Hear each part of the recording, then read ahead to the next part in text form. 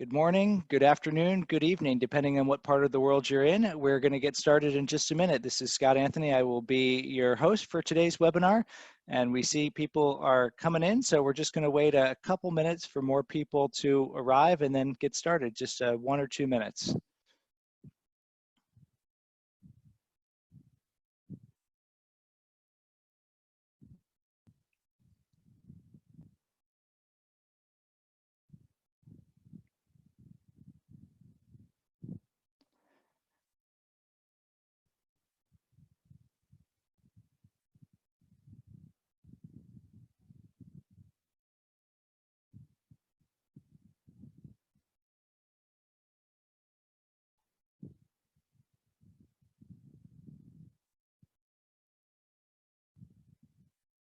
See some friends in the chat window. I will not be looking at the chat window too frequently while we're going through the webinar, as I will be focused on the content that I will be trying to share with you, but it is good to see some friendly names in there.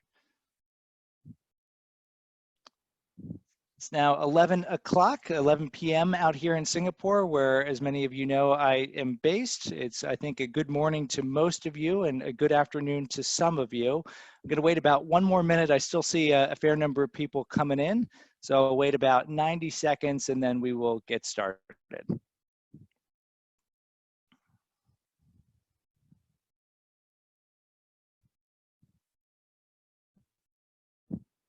Got Colombia represented, have Mexico represented. Great to see people joining from so many different countries. I am willing to bet there is a friend from the Philippines who is on here as well. Costa Rica, excellent.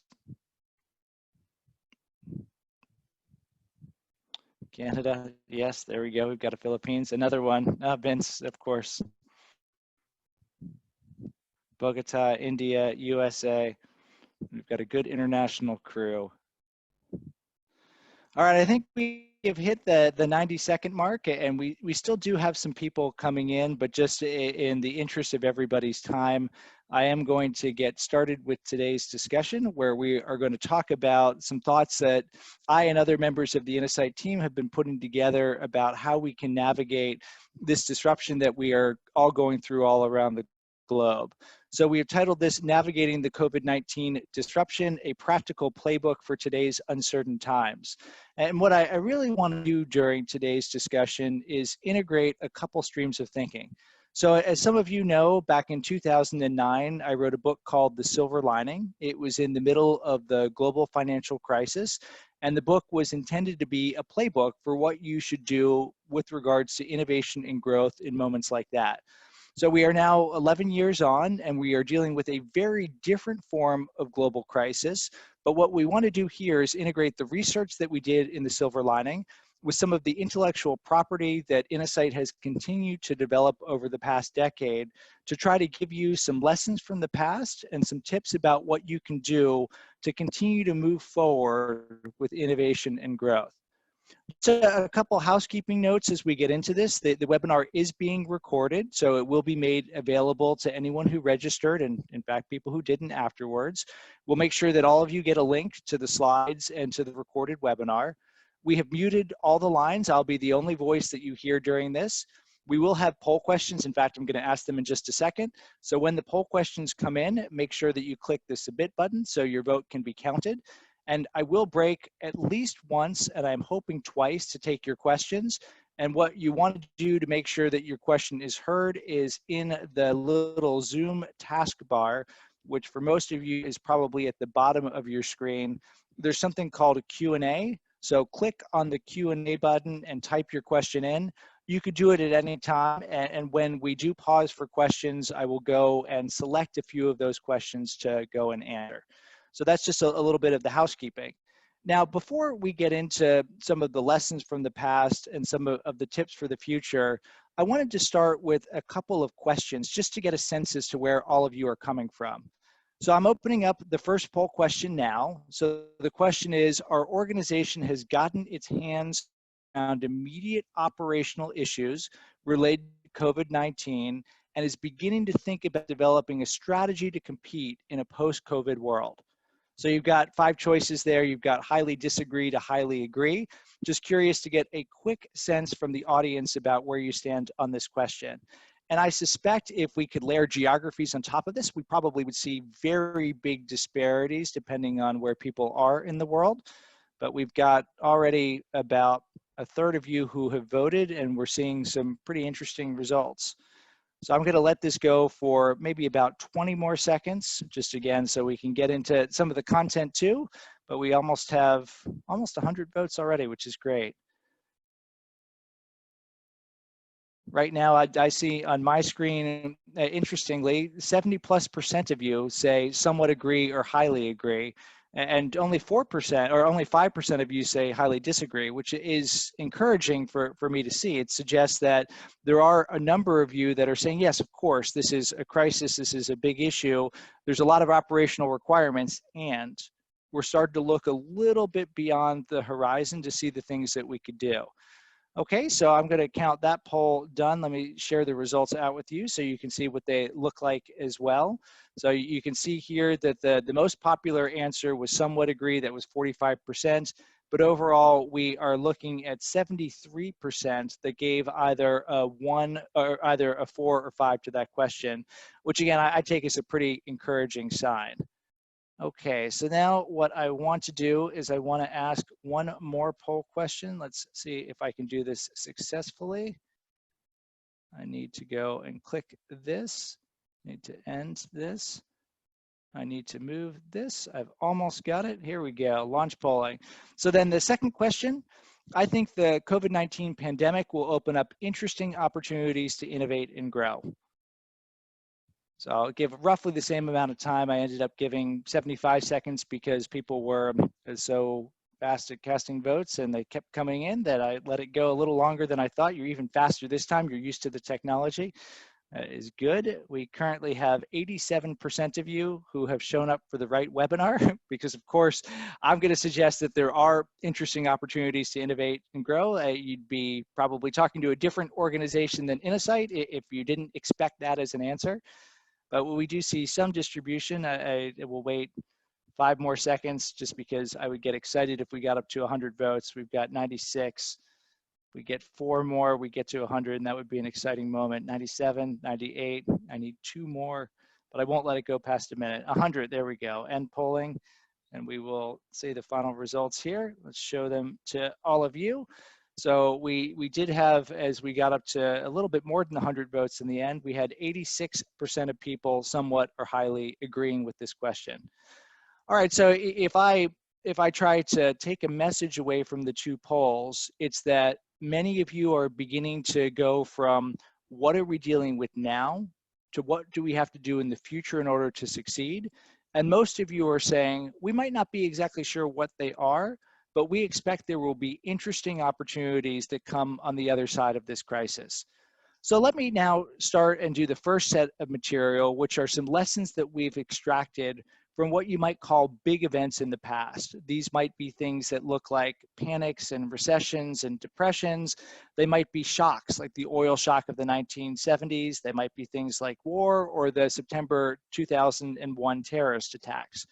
So there really are 2 key lessons that I want to share. I'll share the lessons, provide some examples, and then we'll do our first Q&A session. The first lesson is some degree of change sticks. Now, it is always hard to predict this in the middle of a big event. You'll hear all sorts of perspectives. You'll have some people say there will be a new normal where everything will change. You have other people who will say we're going to get back to normal as soon as we can. You'll even get another extreme that says we're going to overcompensate. And in something like this, we're going to have the roaring 20s come after this, where people, just like after World War I and the Spanish flu, really push in very different directions. So it is certainly true that anytime you look backwards at a big event, something sticks. So you go back to the oil crisis of the 1970s, the idea that oil could suddenly shoot up in price was a huge boon to the small car revolution and many of the Japanese auto manufacturers. Of course, if you went to an airport, not recently, but a few months ago, you would see the still lingering after effects of the terrorist attacks in 2001. It went through the system and changed the way that we dealt with security and many other issues related to travel. And sometimes you see some subtle issues. So the global financial crisis, many people will remember, was driven by a bust in the subprime mortgage market, the collateralized loans in that market. You had a generation that grew up, that saw a number of foreclosures, that saw a number of bankruptcies, that saw great questions raised about the financial system. And experts say that's at least one reason of many reasons why millennials today have much lower home ownership than other generations had at the same age. So anytime you look at a big event, you see something like this. You see change sticking. Now, of course, the big question is, how do you predict the types of changes that will stick and the types of changes that won't? Well, of course, if you know Innosight, you probably will not be surprised about the way in which we frame this up. We look at the job to be done.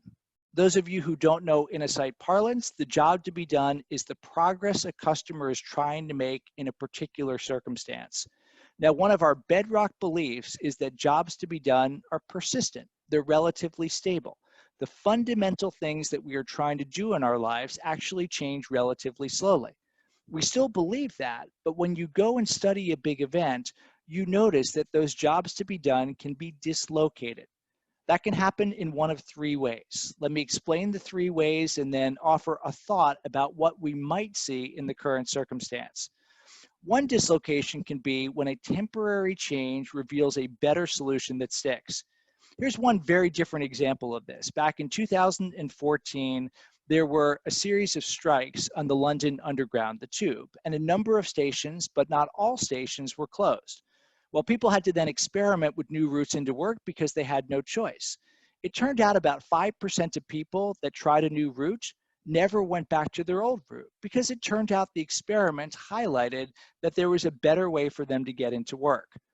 I think you're going to see this happen in the meeting and conference business. I think we're learning as we use technologies like Zoom and other forms of distributed solutions that there is a lot that we can do without having to get on a plane. And I suspect 2019, history will say, was the peak year for business travel for a very long period of time. The second thing that you see is as you begin to have people following new habits, beginning to get into new grooves, it permanently rearranges what we call hiring criteria. When people are choosing between different solutions to get a job done, they always will think about what are the functional criteria that matter to me, what are the emotional criteria that matter to me, what are the social criteria that matter to me. They won't be conscious about this in many places. It will be a very unconscious process, but they're always looking at things from multiple dimensions. And as you start doing new things, what matters to you, how you rank those criteria, how that affects the way you're choosing between things can permanently change. I think this is something that will give a big boon to branchless banking and contactless payments. As we increasingly get used to the idea of social distancing and not touching and not feeling, the idea that it matters to us to not have to handle money, to not have to deal with human beings, I think could very well have an accelerating impact on things that are already going on in financial services. Finally, of course, after a big event, there often will be system-wide changes. Just think about the formation of TSA in many American airports and what happened with that procedure that can introduce new barriers and therefore can change the priorities that people have as they choose between different solutions. I think telemedicine is a pretty obvious one here. I think it is very likely in many countries there are a set of new regulations that could get put in place related to healthcare facilities that leads to efforts to try to keep people away from them if they don't have to be there to stop the spread of future pandemics, which again will be a huge boon to telemedicine. So again, what exactly will be the changes that happen, I think are unknown and unknowable, but I think thinking about the job to be done, thinking about how they could be dislocated is a good way for you to understand in your industry at least the places you want to pay attention to. The second key lesson, innovation happens. If you go back and look at history, no matter how dark the time is, innovation continues. So we highlighted the examples on the left side of the page, except for Airbnb, that's a newer one, in the silver lining. These are examples of companies that were born during downturns or great innovations that were launched in the middle of tough times. The one I actually want to focus on appeared in the book as well, but I think is an interesting one for us to think about in the middle of the COVID-19 pandemic. This is something that was introduced in 1957. This is the first transistor radio that appeared in the United States. This was introduced under the brand name Sony. It was the Tokyo Engineering and Electronics Company that was the company behind it. Now, the transistor is a classic case study of disruptive innovation. The technology was formulated in Bell Labs in the 1940s. It is a way to power electronic devices. It competed against the vacuum tube. In classic disruptive fashion, the transistor wasn't as good as the vacuum tube along traditional dimensions in the early days. It brought new benefits. It was simpler. It was more convenient. It used less power. Now, it wasn't good enough to go into the market for floor-standing televisions and floor-standing radios. So again, in classic disruptive fashion, it started in very different markets. The first commercial application of the transistor was inside a hearing aid. It was a great market for a relatively limited product. You didn't care that it didn't have the power. In fact, you were happy that you didn't have something hot inside your ear. Then Sony takes, or the Tokyo Engineering and Electronics Company takes license to the transistor. 1955, they introduced the first product in Japan. December 1957, they bring this product to the United States. Again, a classic disruptive product.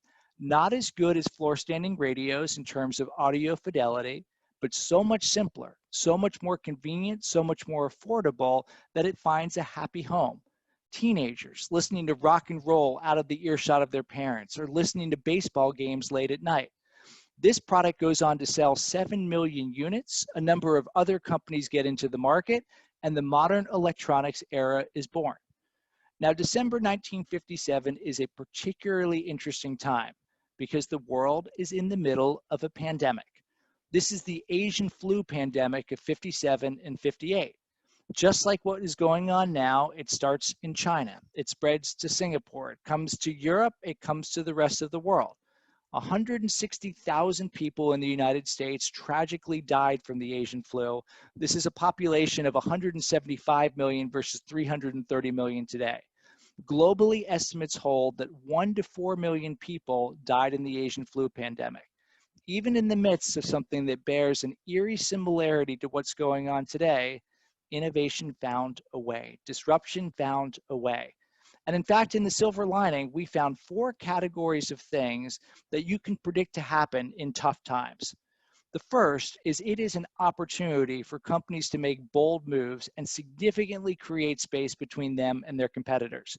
Let's talk about Adobe for a minute. Shantanu Narayan became the CEO of Adobe in December 2007. The timing could not be worse. Adobe had seemingly reached and penetrated every part of the market it could with products like Photoshop and PageMaker. We were in the early days of the global financial crisis. The Great Recession was coming. What happened to Adobe?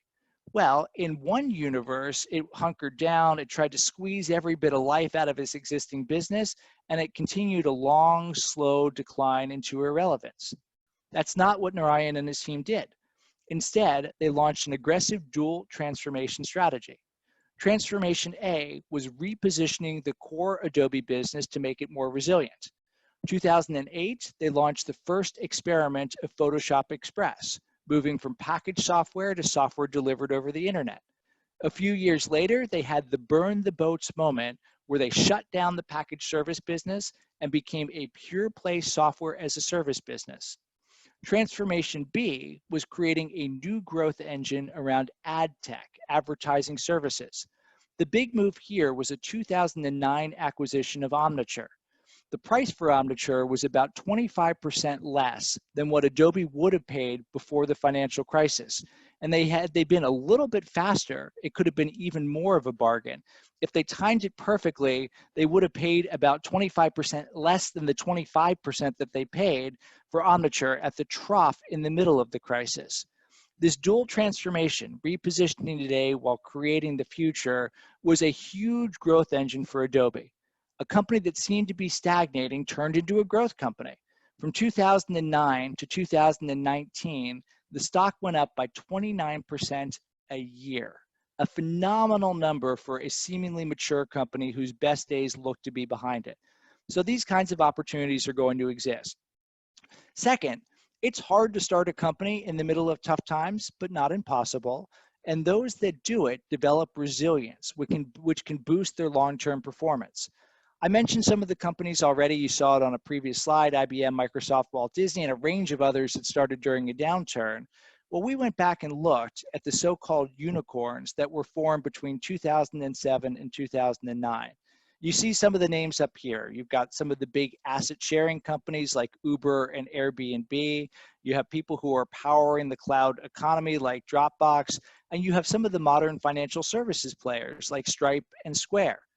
It turns out about 90 unicorns, privately held companies that at one point were worth more than 1 billion US dollars, were formed in those 3 years. Those 90 companies together have created about $500 billion in valuation. That's a combination of the public value of those that have IPO, that's about 20 of them, the price paid for the 15 or so that have sold, and the best estimate of the private valuation of the remainder. That is significant and substantial value creation in the midst of the so-called Great Recession. Third, for established companies, it can be a great time to launch innovations that love the low end, because we can predict as times get tough, people will be frugal. They will look for the simple, affordable solutions. If you go back to 1947, 1948, after the war, there was a boom, but then there was a natural recession. It was in that time period that the McDonald's brothers decided to ditch the old model that they were following that looked a lot like a traditional restaurant and launch what was known as the speedy service system. That is the backbone of what McDonald's is today. I expect we're going to see more things like this: new business models, new approaches that love the low end and connect with customers where they are. Finally, up and coming disruptive companies, companies that have started their disruptive journey but haven't quite broken free. This can be a moment where they really break out. We did historical research in the silver lining that said a very good bet to place in tough times is those companies that are less than 1 billion US dollars in revenue, but are following the pattern of disruptive innovation, that have enough success behind them that they're not at risk of going bankrupt and are really well positioned to take the next step. You see there an excerpt from the book, and we had what in hindsight looks to be pretty good calls for Alibaba, Facebook, and LinkedIn. You might say that seems pretty obvious, but you go back 10 years ago, it was less obvious then. All told, the 10 companies we called there outperformed markets by 3.2 times.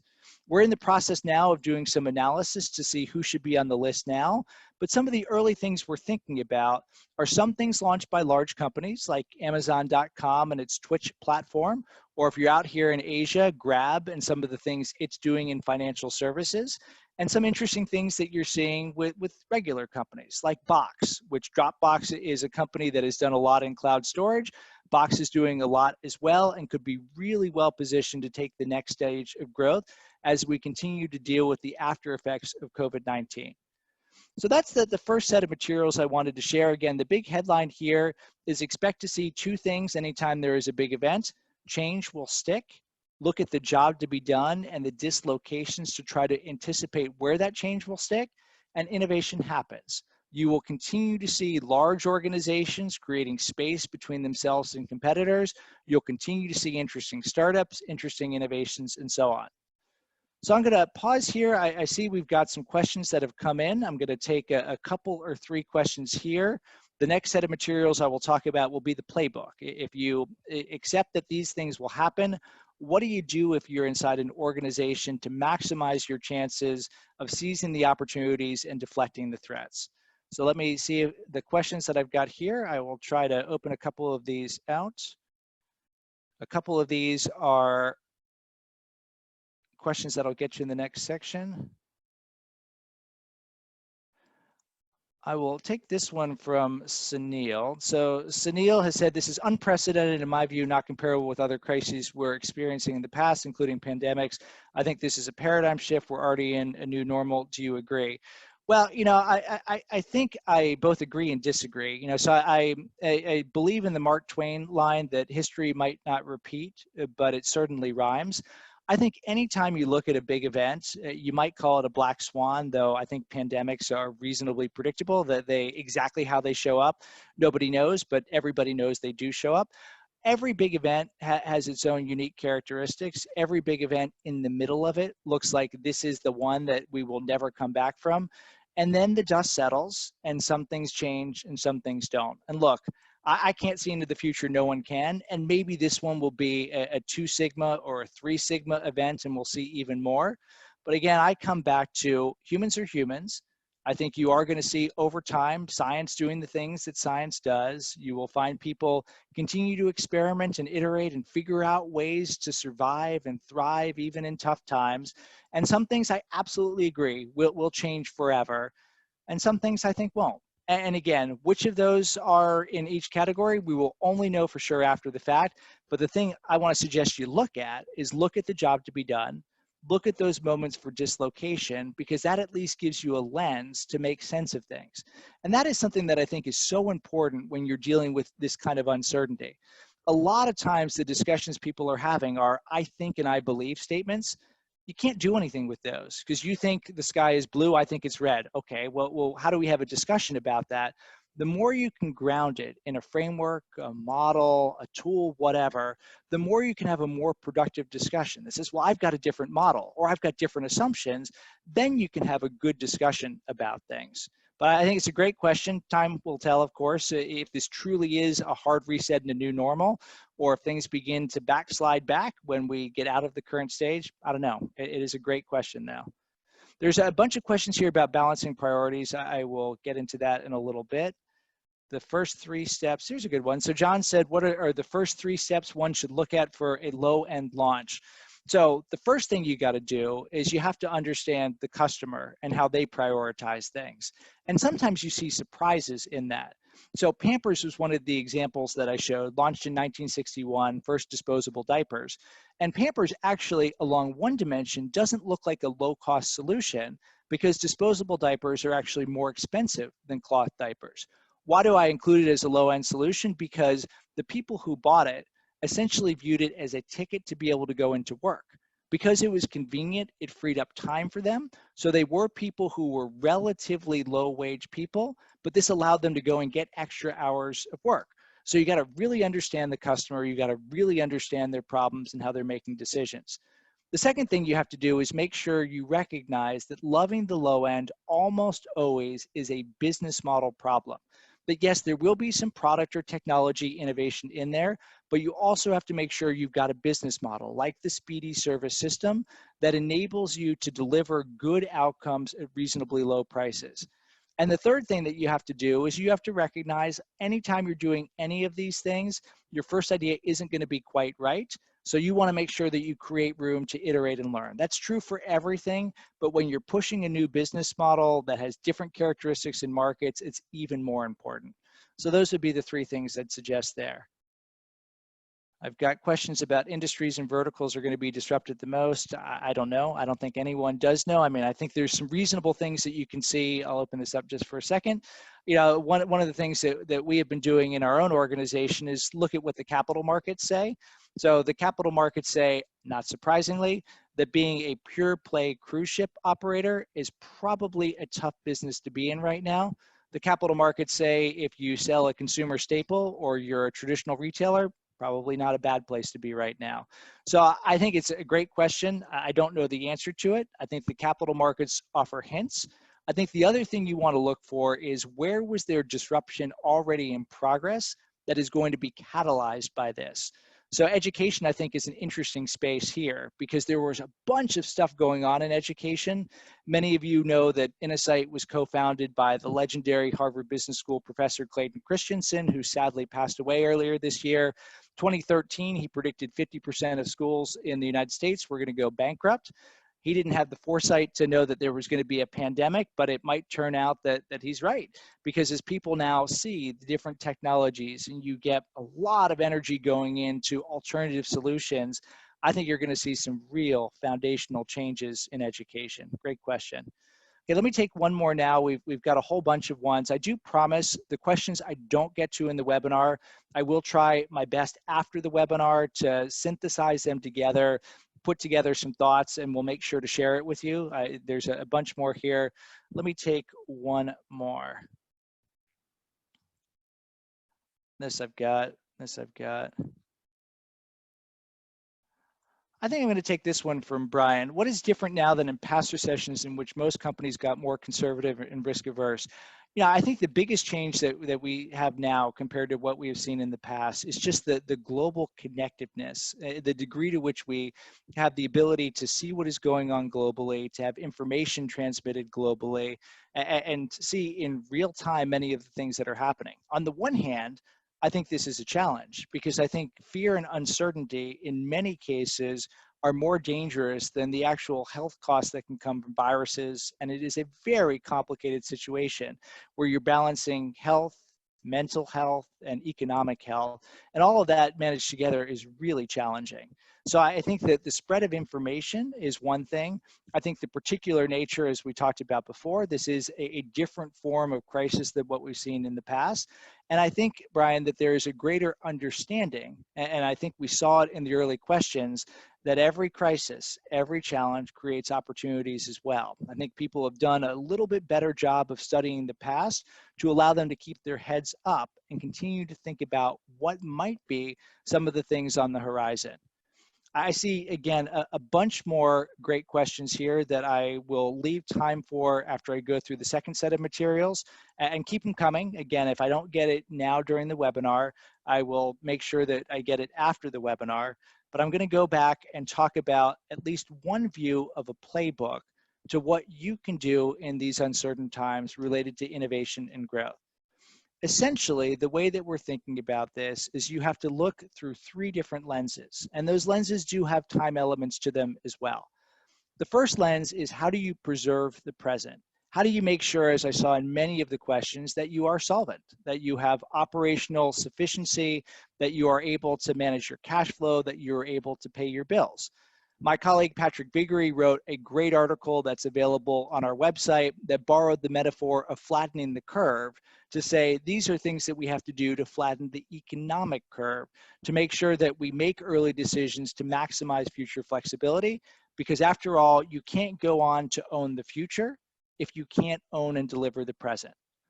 The second thing you then have to do is be ready. At some point, whether it's L or V or W or L prime or whatever, at some point, there is going to be a moment where there is a rebound, where there is a recovery, and you need to be ready for it, which means you need to identify the assumptions that are kind of the tipping points that point to the different endpoints in the spectrum of possibility. And you have to have a strategy, capabilities, and culture that enable you to move fast and seize the opportunities.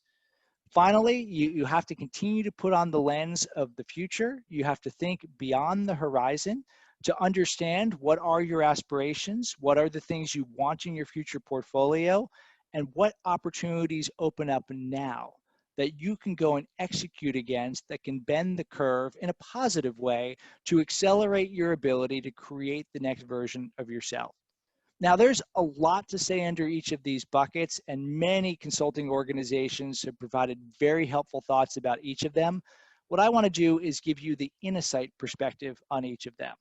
So preserving the present. Now, there's a lot that you have to do here, but from an innovation lens, one of the most important things that you need to do is find the capacity to invest in the most critical things.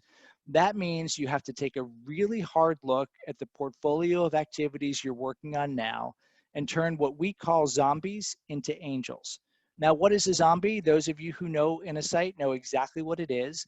A zombie is something that is in your innovation and growth portfolio that, if you are honest about it, will never have material impact. Yet, like a zombie, it shuffles and lingers on, taking all of the energy outside of the organization. Now, in reality, you should be looking for zombies and putting them down always. But now it is an absolute necessity. You have to focus your portfolio on the things that truly matter.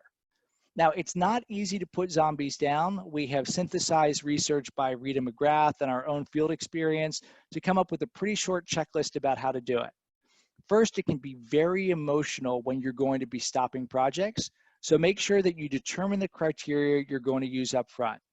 Because it can be emotional, get outsiders involved who can be a little bit more dispassionate about it. After all, you cannot be dispassionate about things that you help to create. If I showed you the picture of some of my kids on the back mantle there, I would proudly say they're the cutest kids in the world. An outsider could say, you might think that, Scott, but the ears on that one are a little bit funny looking. You'd be wrong, of course, but you could at least say that in a way that I couldn't. Recognize anytime you innovate, even if it doesn't work commercially, you're going to learn something useful. Codify what you learn. Celebrate that something good has happened, communicate it widely, and then critically, make clear to the organization that you are done, that you're not going to be talking about this anymore. There are great rituals that organizations hold to provide that kind of symbolic closure. One of them on the right side of the page is a prize. This is the Dare to Try prize that is given out by Tata Sons. You have to do two things to be eligible for a Dare to Try prize. First, you have to have failed. And this is an honest to goodness failness. This is not a failness, honest to goodness failure. This is not I have heroically overcome an obstacle. It's I tried to do something and it didn't work. Second criteria, you have to have learned something during the process. This signals very clearly a desire to push boundaries and encourages people to continue to push for innovation and growth. The other example on the left side is from Supercell, the Finnish gaming company acquired by Tencent a couple of years ago. Every time Supercell launches a game, it succeeds, it gets it out into the market, it has a ritual. The team gathers, they crack open a beer, they have a party. I guess they're probably doing it over Zoom now, like many virtual happy hours around the world. Every time Supercell fails, every time a game isn't going to make it onto the App Store and they decide they're going to shut it down, they have a ritual. Everyone gathers, they pop open champagne. This signals number one, they're done. They're not talking about the failure anymore. And number two, a good, not bad thing has happened. They even have on the champagne bottle a blank label so they can write down the lessons they learned from this. Again, these are things you should be doing already. It's one reason why I called the book The Silver Lining 10 years ago, because when you are in tough times and you have greater scarcity, it forces you as an innovator to do the things that you should have already been doing. You should always be looking to put zombies down, but now it is absolutely critical. Let's talk about the rapid response strategy next. So my colleagues Mark Johnson and Josh Shuskowitz have an awesome book that's coming out in just a week. I think next week is the launch date, Lead from the Future. And again, those of you who know Innosight know that one of the core things that we do is we help people form what's known as a future-back strategy. And there are a few principles behind this work. The first is that you have no choice but to live life present forward, but strategy should always be done future back. The second, as you're setting your future strategy, you want to think about scenarios, but scenario planning can be too passive. So you want to have the courage to choose, this is the future that I want to create. You know that it's going to be rough. We use the metaphor of an impressionist painting, but you want the assumptions behind it to be really precise. Because it's about the future, data can't prove what the right answer is. So rather than data-driven decisions, you need data-informed dialogues because you are going to have to execute this future strategy in a way in which you monitor, experiment, interpret, adjust, and repeat. Just like every innovation idea is partially right and partially wrong, and you need to test and learn, you have to do the same thing with your future back strategy. Now, as you're dealing with this second lens here of thinking of a rapid response strategy, there are a couple things that change and one new thing that you have to do. You're still going to do the work present forward, but instead of saying this is the answer, you really do need to think of the spectrum of all possible outcomes. And this has to be over a much tighter time than we normally do future back strategy. You will accept that there will be a range of answers, but you still need to have precise assumptions because what you're really looking for are what are the outcome determining ones. This is not running sensitivity analysis to figure out this one has the biggest direct impact. It really is to try to trace the tipping points. What's something that when you see this happen, it cascades through and it suggests we're going to be in this scenario versus this one. You have to then go zero in on those dislocated jobs to be done we talked about before. And you have to recognize, because you're going to have to do something fast that likely will look different than what you're currently doing today, you're going to have to rapidly develop and deploy capabilities and culture. This then ties into an article that we released near the end of last year, breaking down the barriers to innovation. The basic idea in that article is we've spent decades now trying in large organizations to get better at innovation, and we have thrown a huge amount of money at different structures, systems, tools, etc. Yet it doesn't quite seem to work. What we argue in this article is the foundational barrier that has not yet fully been addressed are existing habits. You have routines, you've got rituals inside organizations. You're fighting against inertia in many cases, and that inertia is reinforced by underlying systems and structures. So we suggest a three-part playbook in the article that I think can very easily be adapted to the culture change that you need to do to make sure that you seize the opportunities that inevitably will exist when things begin to turn around. The first thing is to be incredibly clear about the behaviors you want to encourage. Saying agile is not enough. What exactly do you want people to do? Second, understand what people are doing instead of that. It's easy to say they're not being good at being customer obsessed and really understanding the customer or whatever because we don't have time, because we haven't trained them enough or whatever. But almost always there's something deeper that goes beneath the surface. Go and figure out what that is. Then rip a page from the habit change literature. Go and encourage the behavior and overcome the blocker by combining together a behavior enabler, something that helps make it clearer what you want people to do. It might be a checklist, it might be a coach to help them. An artifact, a visible reminder, either digital or physical, about what you're trying to have them do, and a nudge, an invisible way to try and reinforce the change that you're making. We call this a bean, behavior enabler, artifact, and nudge, and done properly, it can help to dramatically accelerate culture change. In fact, I already have shown you a couple of beans, Supercell's Cheers to Failure, Tata's Dare to Try. Let me give you one other example of one just to cement this idea. So DBS, the largest bank in Singapore, has undergone a massive cultural transformation over the past decade, going from a regulated, staid, process-obsessed bank to a truly transformational digital powerhouse that is well known regionally and globally for innovation. Now, it's a complicated story. I'm not going to tell you all of it. I just want to pick out one little piece of it. A few years ago, they said, what does it take for us to have a desired culture, of functioning more agile, or being more agile, being more like a startup? They said, well, we know that in those contexts, you got to be really good at collaborating. You got to encourage lots of different opinions and lots of different voices. What's standing in the way of us doing this, they asked. They pointed the fingers at meetings. Meetings were not encouraging collaboration. They would start late, they would end later. One voice would dominate. People would show up at meetings because their calendars told them to. They would be digitally distracted looking at their phones the whole time. So DBS introduced a bean. That bean is called Mojo. The Mo stands for meeting owner. This is the person who calls the meeting to order, that makes sure that it starts and ends on time, that there are clear outcomes to the meeting, and that everybody is participating. The Joe is the joyful observer. The Joe is appointed by the Mo. At the end of the meeting, the Joe gives public feedback to the Mo. The Joe is watching to make sure that everybody is active and involved, and if they're not, the Joe has the right to call for a game of phone Jenga where everyone stands their phone up in the middle of the table. The behavior enabler are the defined roles, the steps they're all trying to take. The nudge is the physical presence of the Joe to remind people of what they're trying to do. DBS has created a ton of artifacts around this. You see things in conference rooms, you've got digital reminders, there's an app related to it to help people remember what they have to do.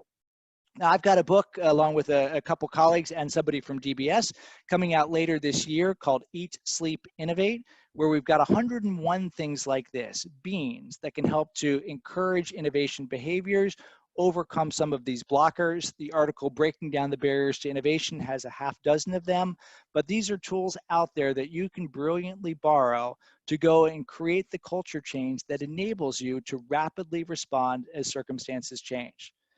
Finally, this is the next to last point that I'll make, and then I'll get some more questions here. You want to look for opportunities to own the future by accelerating tomorrow's opportunities.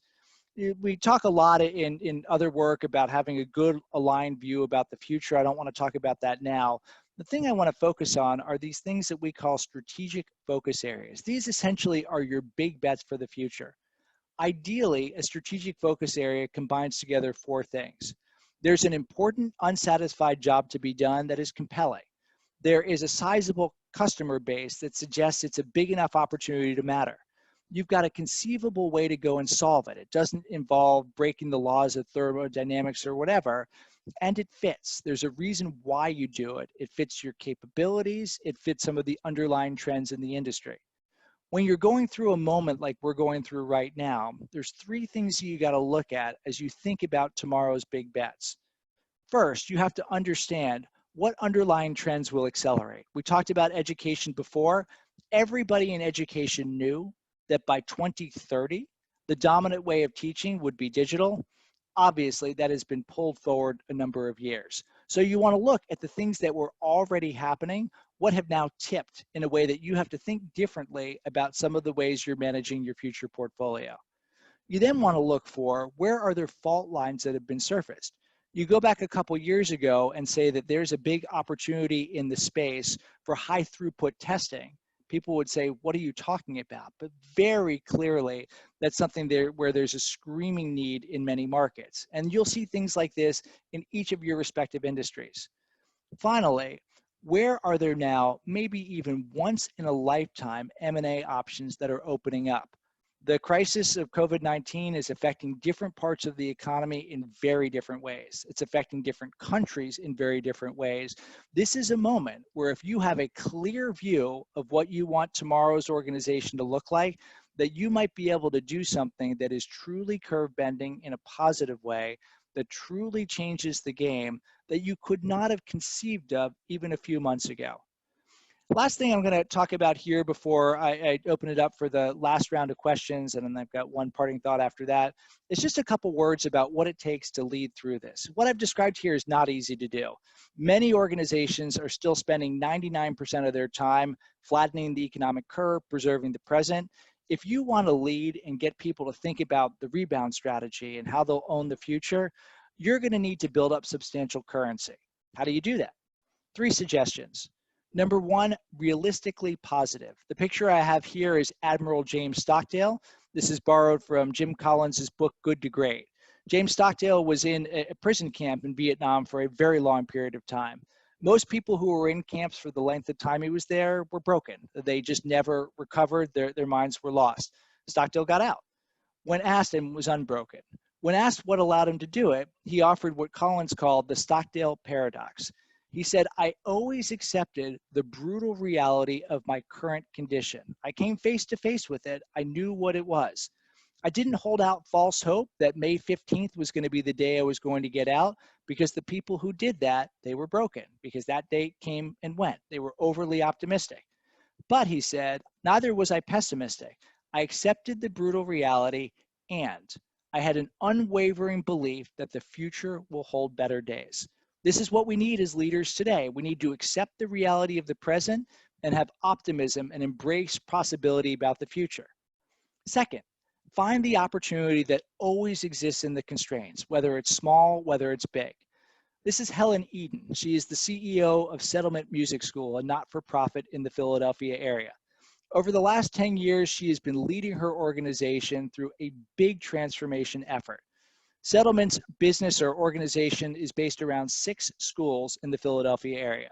When Helen started in her role 10 years ago, those schools primarily taught classes to children. She's changed the way that the schools function. Now they also teach things to adults, and they also have come up with innovative offerings like ways to fuse together music and therapy. They have also found ways to break out of the centers and infuse music education through the Philadelphia area. I got an email from Helen, who is, I have to admit, a family friend as well, a couple weeks ago. And you might imagine that this was a very sad email that I got from her. After all, they've got physical centers that clearly can't be used today. But Helen's note was brimming with optimism. She said, you know, I have always wanted to launch the 7th center, a digital center. And now I finally have the opportunity to do it. Isn't it a great time? And all that we've learned transforming our organization, all that we've learned about innovation, it gives us the tools to be able to do this well. Finally, this is a moment where you should put every donation you can in the karma bank, constantly asking, how can I help? In big ways, in small ways, is a critical thing, again, to build up the currency, to move your organization in new directions. So that is our view of the playbook to drive innovation and growth through uncertainty. Just to recap, and then I've now got 34 questions in the queue. I won't get to all of those, of course. I've got a 2-minute close, so I'll get as much as I can get through in 8 minutes and make sure that we end on time. The summary here is you have to look through 3 different sets of lenses, 3 frames. There's the current frame where you've got to preserve the present. You have to flatten the economic curve, so you've got room to do everything else. There's a 6 to 18-month window where you have to think about building and executing a rapid rebound response strategy. And you have to continue to think about how you're going to own the future, what the next version of your organization will look like, and what things you can do today to maximize the chances of you achieving that vision. All right, with some trepidation, I open up the 40 questions here, and I will say, Mario, you wrote a very good webinar. Thank you. That's not a question, but you're very welcome. Okay, so let's pick this one. Christian, hey Christian, how are you? I picked the question before the name, but I always good to have a friend ask a question too.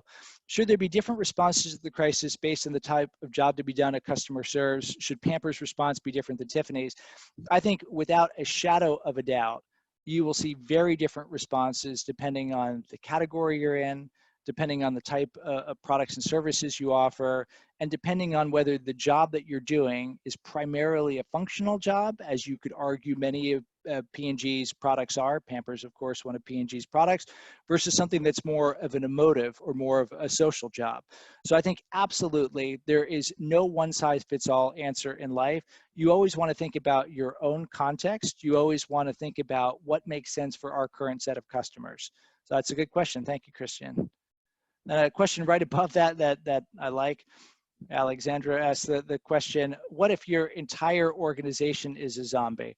Well, that's a tough one. You know, we are big believers that as powerful as creative destruction is, large established organizations have a very important role to play in innovation and growth. And sometimes it's good to have the large fail so the small can bloom, but a lot gets lost when that happens. If it is true that your entire organization is a zombie, well, maybe it's time to sharpen up the resume a little bit and see what other opportunities might be up there. Or maybe if you have the possibility mindset, this is the moment of renewal where the organization recognizes it. And yes, there will be pain as the market does the thing the market does, but there will be some opportunities that come on the other side. I hope truly your entire organization is not a zombie. That would make me extremely sad. So we had this question before, and I didn't want to leave it. What sectors do you see ripe for faster disruption and transformation post-COVID? Healthcare and education come to mind. You know, I went back and looked. It's too far over my shoulder to grab it. In 2017, in Dual Transformation, where we talk about Adobe, Settlement Music School, and others, in the appendix of that book, we laid out a number of industries where we could see disruption going on. And interestingly, education was one of them. We had medical devices, not all of healthcare, but that is another one where we could see it. Shipping and logistics was one, professional services was one, consumer banking was one. And I think those are all places where we're going to see very rapid disruption, just because the world is rearranging very quickly in each of those industries. I think the thing that you would add on is virtualization of everything. So this is a great time to be in the cloud-based solution space. You are having people coming up with as creative ways as quickly as possible to provide virtual services and virtual experiences to people. I think that's something that will continue to perpetuate and accelerate as we also simultaneously in markets are beginning to have 5th generation mobile technologies roll out that will enable very different end user experiences. The truth is, we have always believed that disruption is not isolated to a few industries. It really is something that happens in all parts of the economy. So I think we're only going to see more in the years ahead. Okay, here's a good one. The crisis is the ideal time to innovate. I fully agree with that, of course. Our leadership is prioritizing urgent needs of the company and ecosystem and is insensitive to be spending on consultancy help. I can't help you with that one, but how can I make them realize the window of opportunity won't be there forever? Yeah, there's a couple answers I'd offer to this. First, I think it does help, while this again is a unique crisis, I think it does help to look back to history and say, this is somebody who looked like us, who was in a circumstance like us, who did something bold and reaped significant rewards from it. So I think that that is one thing to do. I think the second thing to do is make sure that you look to see the other moves that people are making around the world. Sometimes envy or jealousy can be a great motivator to leadership teams. And you are beginning to see, still early stages, so we don't quite have the full list, but I can tell you some of our clients, that the things that they are thinking about are amazingly bold things. And as they get out into the marketplace, going to echo off that, I think, can be a second thing. And the third thing that you can do is be clear that you're not asking for millions, billions to go and do some of these things. Some of it is just having time for it. The thought experiment that I suggest you do is ask, assuming you're an organization of scale, let's assume you're from a 5,000 person organization, 1% of employees, that's 50 employees, 0.1% of employees, that's 5. Can't you take 0.1% of employees and have them think about the future? You've got 4,995 people to work on other things. Doesn't it just make good sense to do that just as a way to hedge? I mean, it seems pretty obvious to me, but of course, I have my biases.